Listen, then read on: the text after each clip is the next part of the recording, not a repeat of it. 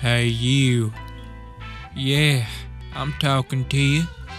Come here. You in the market for some obscure powerful cards? It's just me.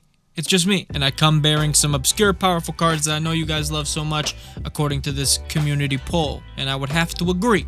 Kind of like wearing it like this, you can't stop me. These cards are going to be all different types of cards for all different types of strategies, again according to community polls, which again I agree with. On each one of these videos, expect one white card, blue, black, red, green, multicolor artifact. There's going to be 7 cards on these lists, one of each of those, and with that, let's get into it. Up first, we've got Charitable Levy. This one comes in from Tuxel over on the Patreon. Charitable Levy is 1 and a white for an enchantment.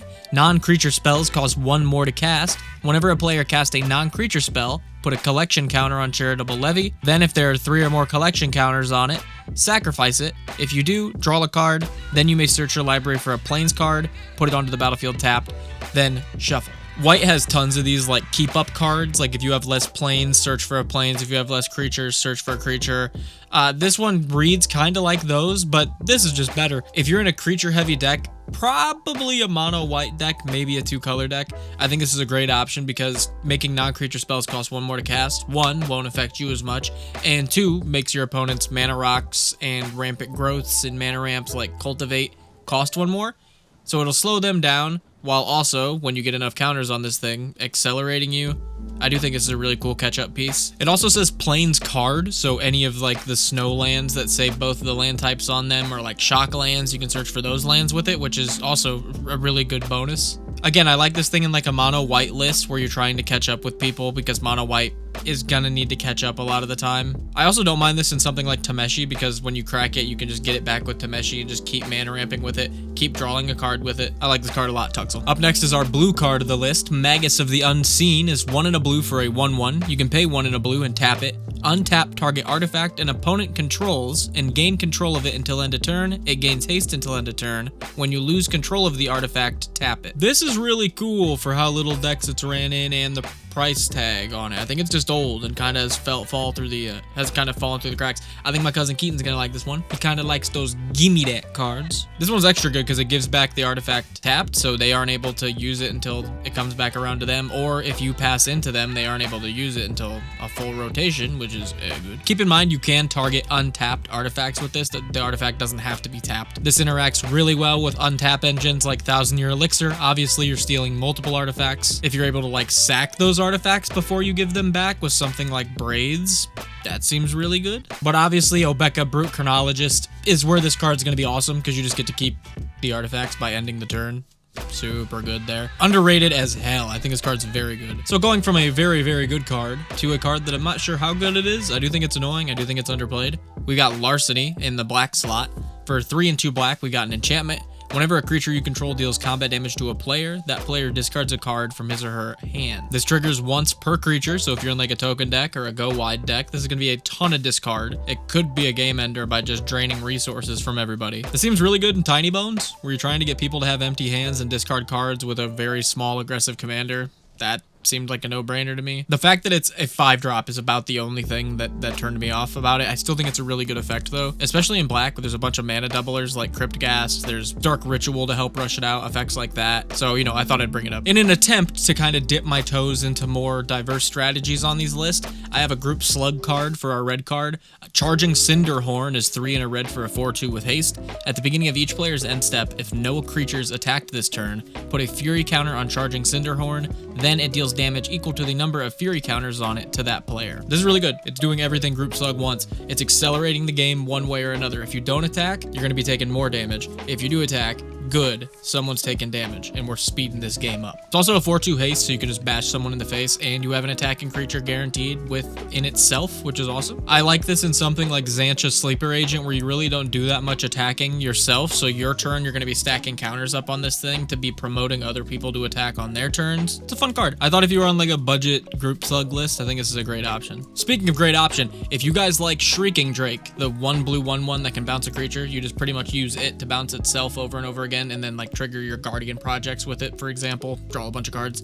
Greenbelt Rampager, yeah, run this too. It's really good. For 1 green, we get a 3/4. When it enters the battlefield, pay 2 energy. If you can't, return it to its owner's hand and you get 1 energy. This is just another great 3-piece ETB. You get 3 ETBs off 1 creature. Again, Guardian Project, 3 times. You're paying 3 mana for a 3/4 and 3 card draw. Pretty good. This seems really good in something like Karametra because she doesn't have access to blue, so she can't run Shrieking Drake, even though she'd love to. So you can run Greenbelt Rampager instead, get 3 mana ramps off of the Karametra. That seems like super good. It seems like it has a spot in quite a few decks. Yeah, that's 3 casts for something like Ave Progenitor Ooze, the big mono green commander that has Storm that creates copies of itself that are non-legendary when you cast it. This seems good in there. You get 3 casts. I definitely think it's a card to try out. Coming in at our multicolor slot, we've got Shipwreck Singer. I remember seeing this card when it came out in Theros, reading it and being like, eh.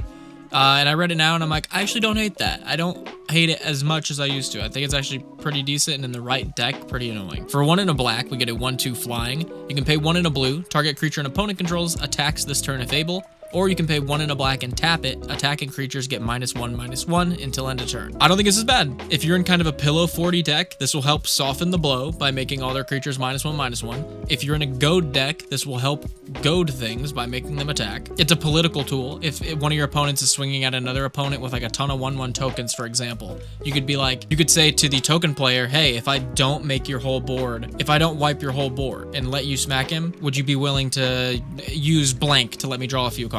Or vice versa, the person that's being attacked by the token player, hey, if I do wipe his board, what could I get from you? She's early enough and supplies enough utility that I definitely think that I'll be trying her out if I make a deck that suits her. Anything that says target, I think about the new Marchesa that has the ability to fix your draws and then draw you a card every time you commit a crime. Because every time you pay 1 and a blue on Shipwreck Singer, you get a Marchesa trigger, which, you know, that actually seems really good. So if you're in like a Marchesa political go deck, this seems pretty good in there. Again, not 100% sure where it goes. I do think it should go somewhere though. That is not the case for this final card. I think this final card's very good. I think I know exactly what kind of deck this is going to go in. I just really wanted to share it because 1, I like the art. 2, I love the name. 3, the effect's really strong.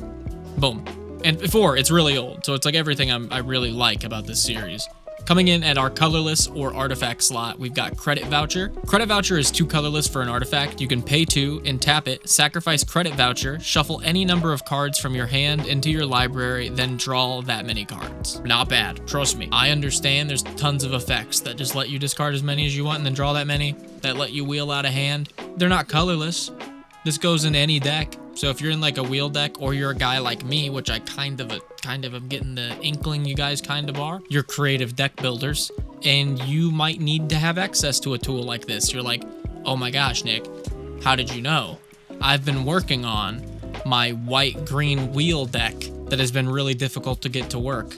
But Credit Voucher's perfect for that. I definitely think there's value to shouting out cards that could at all help anyone, or maybe even give you guys like a challenge where it's like, I want to build a deck where Credit Voucher becomes very, very good. Even in something as simple as like Emery, Lurker of the Lock, I think this is pretty good. It's just a reusable fix my hand. You know what I mean? It's like if you have 4 cards you're not going to get any use out of in the mid-late game, Credit Voucher, draw 4 more cards, get it back with Emery, play it again, and reset. You know what I mean? You're fixing all your draws pretty efficiently. If you can't afford your scroll racks and you're in like the Emery deck or the blue artifact deck that can, you know, tap into recursion like that, I think this is actually pretty useful. But who knows? Let me know what you guys think of the cards. Make sure to comment, like, and subscribe. We're trying to hit 10K by the end of the year. I'm also trying to go live more. We're going to be trying to, you know, create more content on this channel, so I hope you guys are looking forward to that. If you want to show some additional support like the people you're seeing over my blurred mug right now, you can head over to the Patreon. It's in the comments and in the description. Starts as low as $1 to help support the channel.